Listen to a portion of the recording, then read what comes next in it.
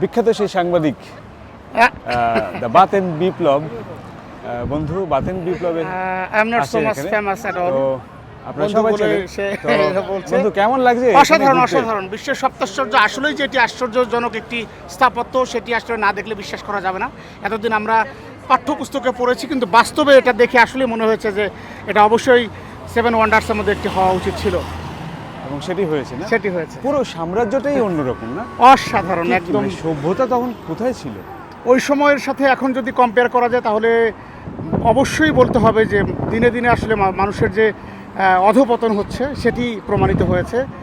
প্রযুক্তির হয়তো উৎকর্ষতা বেড়েছে, কিন্তু মানুষের ভেতরে যে আসলে এই যে নান্দনিকতা, শৈল্পিক যে মনমানসিকতা, সেটি আগের মানুষের চেয়ে এখনকার মানুষের মধ্যে কিন্তু অনেক কম। সেটি আমরা এই স্থাপত্য দেখলেই বুঝতে পারি।